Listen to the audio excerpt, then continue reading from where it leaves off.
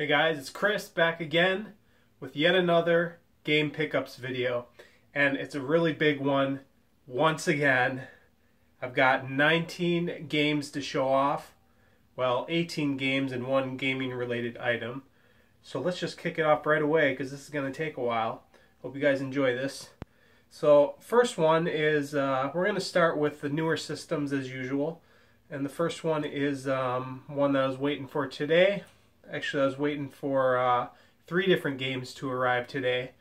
So the first one is this game, Assassin's Creed 3 Remastered for PS4. And this actually includes the PlayStation Vita game, Assassin's Creed 3 Liberation. Yeah, so it's actually been remastered and everything. It's got a lot of new graphical effects. I did boot it up and try it out for a little bit before I made this video. And yeah, I mean, the base game is still the same kind of graphic makeup as the original, PS3 game and everything. But, it's got new textures, new lighting. I noticed some new reflections. So I'll have to keep playing to see how it goes, and it has PS4 Pro support. I'm not sure what the resolution is yet. Maybe Digital Foundry will make a video, but I assume maybe it's native 4K, kind of like Assassin's Creed 2 Collection and Assassin's Creed Rogue on PS4 was. But I guess we'll find out. But yeah, the weird thing is it's like a 46 gigabyte install off the disc. And I made sure to play it without the patch just to see if Liberation was indeed on the disc. And yes, Liberation is on the disc. I was able to boot it up after the game installed and play Liberation without the actual update installed. And the weird thing is the day one update was 19 gigabytes. So it's a huge day one update. All the update says it does is provide optimization. I'm not sure why they needed 19 gigabytes of space for that. So I did play, some of the first sequence of each game on here just to see if it was stable enough. And according to that small snippet of the game I played, it is playable. But who knows? There might be some pretty bad glitches that they fixed with that day one update, and that makes me worry when there's a 19 gigabyte day one update. So I guess we'll find out. But yeah, seems like it looks pretty good. I did really enjoy Assassin's Creed 3. I know it has mixed opinions about it, the general population, but I really like this one. And the nice thing now is now I have almost every, Assassin's Creed type of game, except for Assassin's Creed 1 on one system, the PS4. I don't have Assassin's Creed Odyssey or Origins. Not a lot of interest in those. Definitely not paying a lot of money for them. Maybe if they're $10 or less, I might pick them up eventually, but honestly, Syndicate is the last one I bought, and Unity is when the series started to go downhill. Syndicate had better gameplay, but they started to get really SJW. So from what I hear, Origins and Odyssey is total like leftist propaganda. So I don't know if I'd even pay $10 for it, but anyways, yes. It's cool to have, all the good games on the PS4, all the good Assassin's Creed games. So yes, that's that. Let's move on. Alright, so next up we have a game I've been waiting a while from Limited Run Games on PS4, and that is Double Switch. This is the 25th anniversary edition. I wasn't a big of a fan of Double Switch and Night Trap as far as full motion video games go. The story is nice and cheesy, I like that, but I definitely preferred the gameplay of games like Sewer Shark, Corpse Killer, Supreme Warrior, Ground Zero Texas, stuff like that. But it's cool to get more FMV games, and this is the classic, early 90s cheese. So yes, it's got a lot of improvements, just like the Night Trap HD remaster, whatever you want to call it. You can see into the other rooms. It's kind of like Night Trap, where you view separate rooms in an apartment building, and you have to trap gangsters instead of vampires from Night Trap. And in the remastered version, you can see live action video in separate windows of what's going on in the other rooms, where the original, it didn't really show you what was going in the other rooms until you switched to them. But the only thing I don't like about this version is the fact that when you set a display layout, it has different layouts for the overall interface to match, you know, Sega CD, Sega Saturn, I think PC, and then the modern. But if you change the option, start a game and quit the game, the options always reset. So if you're playing it to perfect it and you're quitting out a lot to you know, start over and get a better you know, score with trapping them, you have to reset the options every single time. And I did talk to the guy on Facebook that made the game, or made the port of this game, and he said that was intentional because it saves your game in progress or something. It has something to do with the trophies of each layout are different.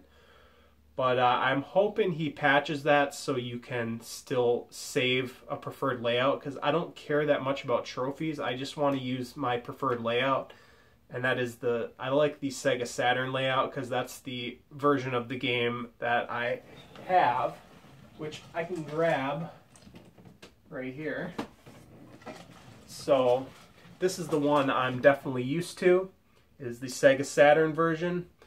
So, and this was, I believe, the best looking version of the game. Maybe, I don't think there was a 32X CD version, but there was a PC version. I think that probably looked on par with this. But yeah, this one has a bigger full motion video window and better quality video. So this was the preferred way to play originally. But this one has even better video, and it has the better gameplay where you can see into the other rooms. But I guess I'll show you the inside. There's the disc itself. You take the disc off. And then we got an actual manual in there. I'll take the manual out. And inside the manual, I put my collector's limited run card. It's very cool looking. I'm sure Mike from Sega CD Universe is jelly of this Corey Haim memorabilia. And then I'll show you some of the manual as well, I guess. Kind of a mini unboxing. So yeah, it's an actual proper manual. Limited run games usually has manuals with all their stuff. So yeah, it's in color. It's not super big or anything, but hold on, let me... Yeah, see, it at least has the character bios, which is nice to see. So yeah, and then on top of that, you get this cover, and then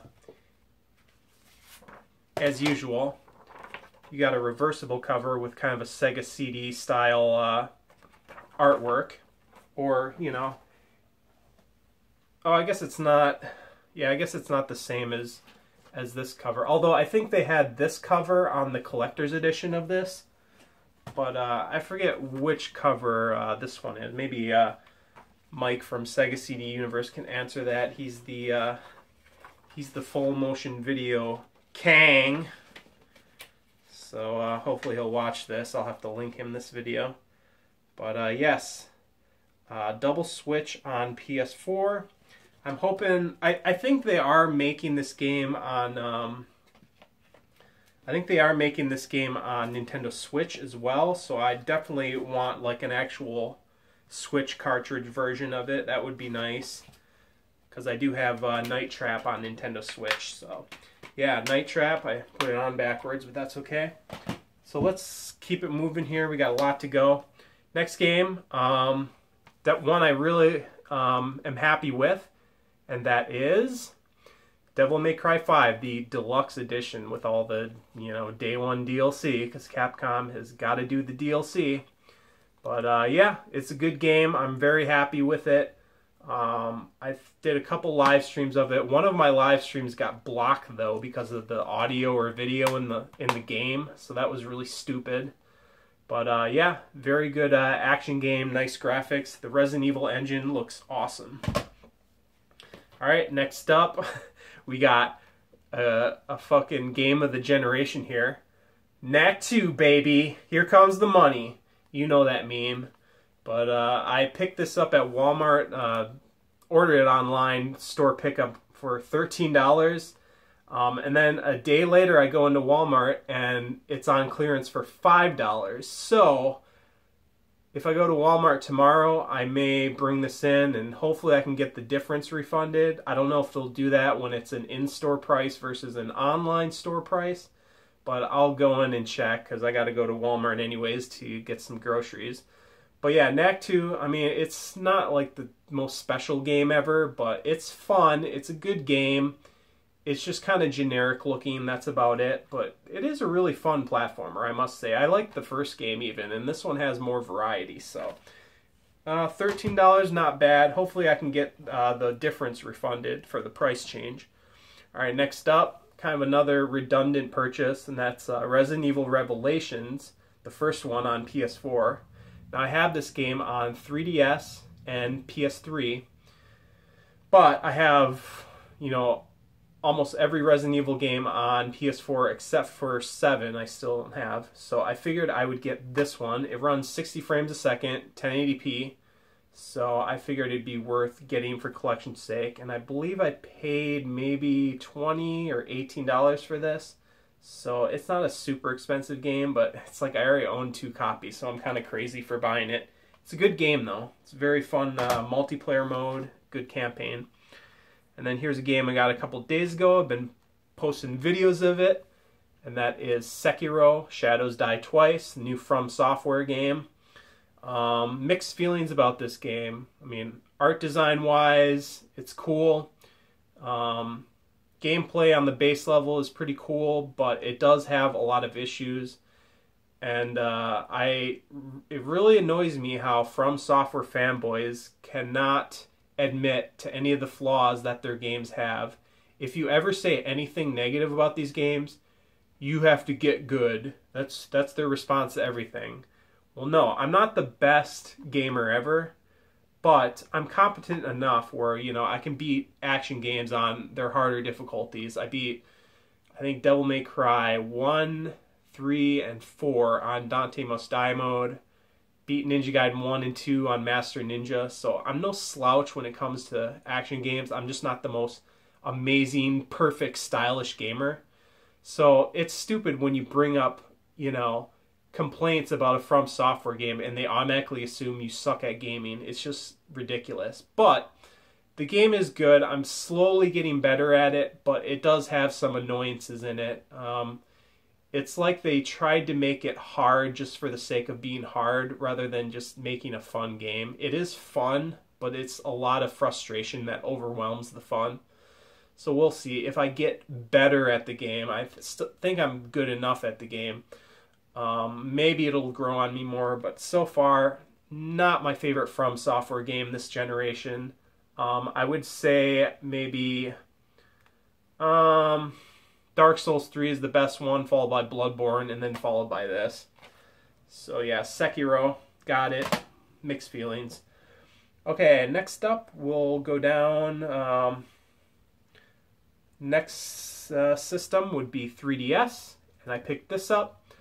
Kirby's Extra Epic Yarn. This is a port of a Wii game. Cool to have it portable. I've never played the Wii original. Apparently this was going to be a different game than Kirby originally, but then they changed the aesthetics and, well, they changed the character and stuff.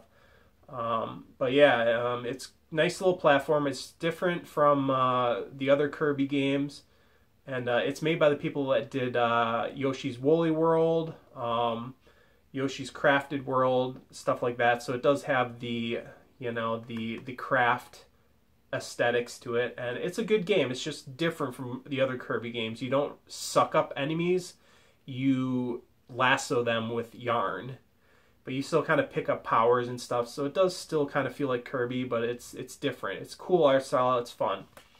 So let's just keep moving. I gotta get through this. I don't want this video to be super long. Next up is Switch games I picked up.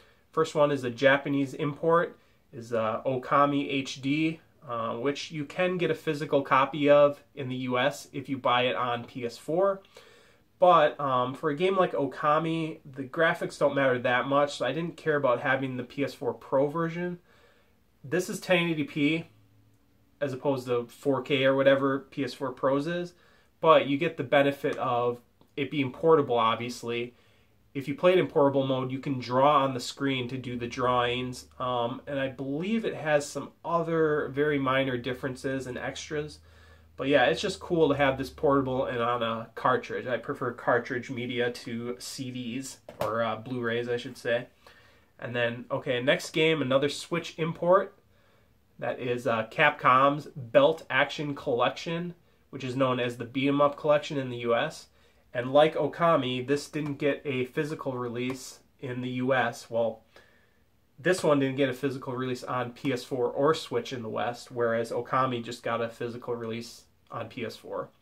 But yeah, if you want this physical, you got to import it on PS4 or Switch. So I did, and I'm very happy with it. It's a good collection of beat 'em up titles. It's got Final Fight, King of Dragons, Captain Commando, Knights of the Round, two other, Battle Circuit, Power Gear, and Warriors of Fate, I believe it's called. Two of the games are kind of weak. I think it's Knights of the Round and King of Dragons is not my favorite, but the other ones are all good, and it does have online play, but every time I've tried to play it online, it's just there's no games, so that's a bit unfortunate. But mainly I care about playing this locally, so that's the fun of beat 'em up games, is playing them locally with friends. But okay, next up, another Switch game that I just got today, one of the ones that arrived, and that is Yoshi's Crafted World. I wonder if I said Kirby's Crafted World earlier, but yeah, it's Yoshi's Crafted World, but it's by the people that made Yoshi's Woolly World and Kirby's Extra Epic Yarn. But yeah, it's the new Yoshi game for Switch. I have not even booted it up, but I did try out the demo, and it does seem cool. The only downside is the music is kind of unmemorable, but I gotta try this out more. I love, even though these games aren't that hard, they're fun to play. Just, 2D platformers are just plain old fun to play. Alright, so now we're going back a generation to the last gen. I guess we'll start with this system, Nintendo Wii. Picked up some games that I've been meaning to for a while.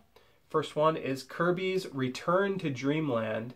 Now this is very similar to the 3DS Kirby games, Triple Deluxe and Planet Robobot. It might even be the same engine. It looks very similar engine-wise.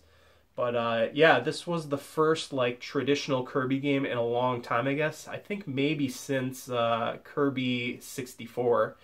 So yeah, it's very good. If you like the 3DS Kirby games, this is right up your alley. And I'm glad I bought it because I played a bit and it's awesome. So, alright, next up, we got another Wii game. Nice red case, New Super Mario Bros. Wii. This is the only New Super Mario Bros. Game I didn't own. So my OCD kicked in and I'm like, okay, I gotta have it. So I have every New Super Mario Bros. Game.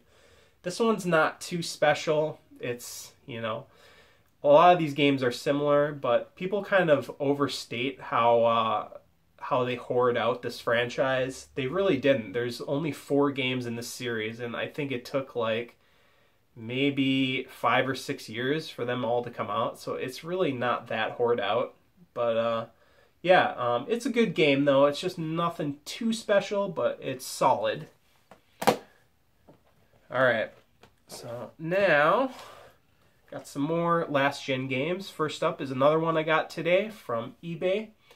This was, I believe, $9, brand new and sealed, but I did open it up already. Portal 2. This I do already own on PC, but I wanted a physical copy of it. I almost got the PS3 version because it has better anti-aliasing than this version. But this one is supported on Xbox One X and the original Xbox One backwards compatibility. But this has an Xbox One X patch. So if I ever get an Xbox One X, I'll be able to play this in, I believe, 4K. So that should solve the anti-aliasing issue. So yeah, this is a great game. I played a bit of it on PC but never beat it. Whenever I buy a game digitally, I always am unmotivated to beat it because I don't feel like I really own a game, or it doesn't really exist if it's digital. But as soon as I get a physical copy, I get really motivated to play this. So I did play through maybe 10 challenges so far, and the story is really funny and everything, just like the first game. So I'm glad I finally got this. Unfortunately, it's the Platinum hit, so it's got kind of the boring ass spine, which I hate, but I wasn't gonna pay like $5 or $10 more just to get the normal label, and plus this was brand new, so it would be, the disc is in perfect condition. So yeah, Portal 2, finally got that. I only got a few more last generation games on my wish list. Eternal Sonata on PS3, the original Nier, the prequel to Nier Automata, Alice, Madness Returns, and I want to get Dead Rising 2 off the record on 360 because that game didn't get a physical release on PS4, unfortunately. So yeah, I'm getting there with my last gen collection. And then here's another one I randomly decided to pick up. I'm not sure why. This wasn't on my wish list, but you can see it's another Japanese import, but this is actually Strider, the Strider reboot that was digital only in the US. But you can get a physical copy of it, but only the PS3 version, unfortunately. And the PS3 version runs 720p and 30 frames a second with reduced particle effects and other effects. But it's the only way to get a physical, so I had to get it. Unfortunately, they don't have a physical PS4 version, which they should have made. I think they were planning to release a physical PS4 version, but they canceled it for some reason. So I got this game on my PS4. I bought it digital. One of the few digital games I did buy on PS4. And now I got my physical archive copy. And it's a great game. I don't know if it's as good as the original Strider. It's more of a Metroidvania style game, but it's still cool. And now here's a random GameStop used pickup. I was just browsing GameStop and saw this, SOCOM 4. I believe this was $3 at GameStop. So I'm like, you know what? This is the only mainline SOCOM game I don't have. So I decided to get it for $3. It's, you know, like a 6 or 7 out of 10 game, I guess, ratings-wise. But for $3, it's whatever. It's got PlayStation Move support and PlayStation Sharpshooter support. That's the gun attachment. So it'll be cool to get more use out of that because I do own the PlayStation Move and the Sharpshooter. So yeah, and it's also 3D TV compatible. I do have a 3D TV, so yeah, it's a good advantage to have it. You know, I can use some of the hardware I bought with it. So yeah, this should be fun to play. And this was the last SOCOM game with a single player, I believe. There might have been another free-to-play one, but I can't remember. So yeah, I do have all the single-player ones other than some of the PSP games I still need to get that have actual single-player, because I don't care about getting the multiplayer-only ones. Alright, so we're getting through it. I guess I'll mention this, the kind of non-game. It's game-related, but it's not an actual game. Oh god, it's really dusty right now. Wipe that off. But it's this thing. It's a Nintendo, a new Nintendo 3DS XL grip handle.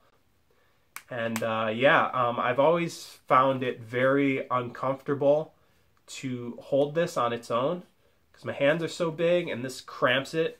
So this gives you a wider grip. It has these two nubs down here to rest your middle fingers on, and then you put your pointer fingers up here. It's just a lot more comfortable, a lot more girth to hold on to. It's rubberized texture. So yeah, it's very, very comfortable for me. Still not completely ideal, but it gets close to the feel of like an actual controller. Like kind of almost like a 360 controller, except maybe a bit wider. And the other cool thing about it is in the back here, you have this little compartment, and you can actually store 2 of your games. So I have Metroid, Samus Returns, and I got New Super Mario Bros. 2 in there right now. And then the nice thing about this grip, this is one of the best ones, by the way. And for one of the reasons is it allows you to access all the ports and everything. So you can change the game cart. I've got a DS game in there. Chrono Trigger, I've been feeling like playing that lately. And yeah, you can access, you know, the stylus, the headphone port. You can charge it. So everything is accessible. There is a Monster Hunter grip that looks pretty good as well. And it actually replaces the triggers. So it's got little mechanisms to give you more traditional, you know, top and bottom triggers rather than this where it's like one on the outside and one on the inside. But this one was a lot cheaper. The Monster Hunter one is like 80 or 90 bucks. This one I believe I got for $20 or $25, but I had to wait like 3 weeks because you can only really import this unless you pay a lot more. I think I imported it on eBay, but they do have it on Amazon for a higher price. Oh, maybe I did get it on Amazon. Either way, I think it comes from Japan because it's an import, but it's very high quality. By the way, it's called the Cyber Gadget 3DS grip. And if you get this, just make sure you're buying the right one for your model of 3DS because there's, I believe, 2 or 3 versions of this. There's a different version of this that's smaller that works with the same system, but the grips are more narrow. But I like the wider grip because my hands are really big, so I like a lot of, you know, space between my hands and where the actual controls are because it's hard to show, but I don't like my hand to be cramped like that and my fingers like curling in. I like it to be stretched out where I can just gently curl my fingers in to use it. Then I don't get those palm cramps. So anyways, that's my new 3DS XL grip. It's awesome. It's bringing new life to my 3DS because I would get uncomfortable after like 15 minutes playing it normally. Alright, so I do have a couple older games, so that's a bit more exciting. Because I know showing newer games isn't quite as exciting because they're more common. But here's the first one, Game Boy Advance game, but it's not an official release. And that is Mother 3 for Game Boy Advance. What? No, it's not the Japanese version. It's the US version we should have gotten. So this is like the actual translated, like fan translated version on a reproduction cart. So this was really cheap too. I believe I paid, I want to say $10 or $15 for this. So not super expensive. I know I could have played this on emulator, but I've always wanted to play it on original hardware. And this is the closest you can get. It does have a few glitches because of the translated text, but overall it's pretty much, you know, 98, 99% accurate. And the only problem is for some reason this cart does not work on my my DS Lite. It works on my regular fat DS, but not my DS Lite. It works on my Game Boy player, it works on my Game Boy Advance SP, but not my DS Lite for some reason. I contacted the guy, he said it worked for other people. He said I should wiggle the cart to get it loosened, to get the pins loosened or something. Which I did do that once, and it started working, but then after that it stopped working, so I don't know. It's just probably the nature of these reproduction carts. But yeah, I can play it on the main systems that I wanted to play it on, you know. My Game Boy player, so I can play it on my TV, and my Game Boy Advance SP, which I think has the best screen for Game Boy Advance games. But yeah, I'm so happy to finally be able to play Mother 3. Huge Earthbound fan. But yeah, I always wanted to play it on a physical cart, on actual hardware, and now I can. For only $15, so you can look these up on eBay if you ever want to play Mother 3. And then here's another game that's authentic and an older game. And one that wasn't on the wish list at first, but then I decided, you know what, I should grab this game while I can still get it cheap. And that is Legend of Zelda: Link to the Past on Super Nintendo. And I did open up this cart to make sure it was an authentic cart after I got it, and it is indeed authentic. And I got it for only, I believe, I got $12 plus shipping. So I think it was 13 or 14 total. But yeah, it's cool to have. I did have the Game Boy Advance version, but that has a few differences with it and a bit compromised sound and music. So I wanted the original, and it's awesome to have this finally. I did actually play like almost halfway through it in like 2 days. It was a nice trip down memory lane. That was one of the first games I tried out on the Super Nintendo, along with Super Mario World. I think my family had gotten a Super Nintendo, and it came with Super Mario World, obviously. And then I believe the first game we rented was Legend of Zelda. And myself and my brother ended up fighting over the SNES so much that my mom took it back to the store. So we only had a SNES for a couple weeks, and then we had to give it up. And then I hadn't had a SNES until my adult years, so that was a bit unfortunate. So I missed out on all the Super Nintendo games back in the day because of that. So, alright, so next up, another random one. I decided to go down to my local mom and pop used game store just to browse. I'm like, I want to find a cheap NES or Super Nintendo game to buy. So I did find one, and that is Bionic Commando on NES. Cart only. I'm getting more lenient with buying cart only games now, just because it's getting too expensive to buy complete in box games. And I just more care about playing authentic carts on authentic hardware. So Bionic Commando, I believe this was $8, so not too bad of a price. I think that's maybe a couple bucks less than it goes on eBay. And I actually played through the entire game and beat it. I heard it's notoriously hard, and it is at first until you realize what you're doing and how to collect, all the upgrades and everything. And then it's not too hard. You can farm for continues and all that. So yeah, I did beat the game, and that was a cool experience. I've only beaten the remake of this, which is Rearmed. So yeah, it's cool to have this. And I actually had to repair my NES. I had two NESs. One of them had a bad 72-pin connector, and the other one had a bad motherboard where it had like staticky, wavy lines all over the screen. So I swapped the parts in each machine. So one got the good motherboard and the good 72-pin connector. So now I've got my ideal NES. It's just got the label of the cart door is kind of fading off, but I can go on eBay and buy a replacement lid for it. So yeah, that is it for all my pickups. Hope you guys enjoyed the video and me kind of going into a rant as usual. Probably be another one coming up in another month or maybe two. Yeah, probably 2 months, because I got a couple more limited run games releases that those take a while to manufacture. So, and then there's some more new releases I'm interested in. So it might not be till June till I do another one, but it won't be a ton of games unless I go crazy again. It might only be 5 to 8 games, but you know how it goes with me.